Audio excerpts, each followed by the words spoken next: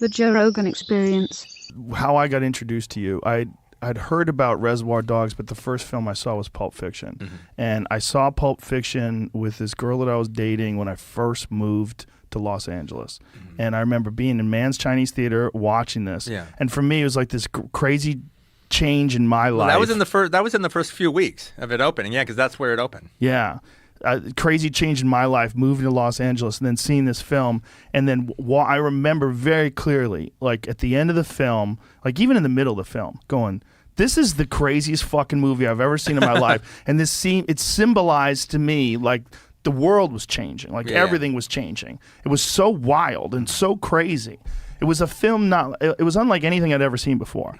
All the different timelines, how you interwove everything together, but the violence and the chaos and the humor of all of it, like people walked out of that movie theater fucked up. Yeah. And I remember thinking like, wow, like the world is different. Like sometimes you'll see a work of art, something, and you'll say that thing just changed everything. It was so wild that it influenced so many other films afterwards. They tried to be like a Pulp Fiction movie, or they tried to be wild. Well, people would ask me about that, and they go, hey, did that really bug you when there was a period of, it seemed like 5 years in the 90s where like every crime film kind of had this like ironic bit, and they talked about TV shows and played music in a weird way, and everybody was a smart ass. Right? And they asked me like, well, did that bother you? And I go, well, no, it doesn't bother me. One, I don't think any of them are as good as mine, so it just makes mine look better and better, and my dialogue look better and better. But, you know, one of my favorite directors is Sergio Leone. And I always considered I was doing to traditional gangster films, like, you know, Scorsese kind of Goodfellow kind of movies, what he was doing to traditional Westerns when he did his spaghetti Westerns. So then the fact that mine hit, and now the fact that it wasn't that they were just trying to do Pulp Fiction or Reservoir Dogs. They were trying to exist in the same subgenre of crime film that I had created, which is what all the other spaghetti westerns that came after Leone's had done. So the fact that it wasn't they were doing just Reservoir Dogs or Pulp Fiction ripoffs, I'd created a subgenre in gangster films that did not exist before, and they were trying to fill that subgenre. And that was fucking awesome.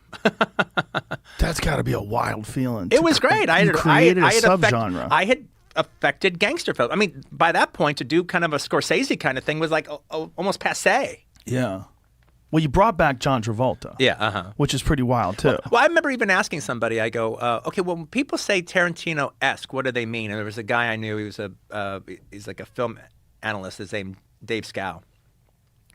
And he goes, well, okay, just to give you an idea, it's like, okay, so in Bad Boys, or yeah, I think it's like Bad Boys. I go, well, like in Bad Boys, okay, you have a couple of henchmen working for the bad guy, and they're sitting in their car, and all of a sudden they have a conversation about an I Love Lucy episode. Okay, that wouldn't have happened without you.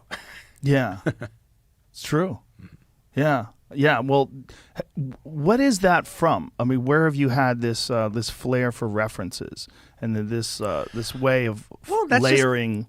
That just comes from being Gen X, man. I mean, that was the whole thing about that generation is the idea that the generation before us that like lived through the 60s, they had the 60s, they had the accoutrement of the 60s, they had all that 60s music. And they looked down on the generation that grew up in the 60s, in the 70s. So, like, you didn't have any of that shit. You didn't have the music that we had. Well, maybe we didn't have the music you had. We had our music.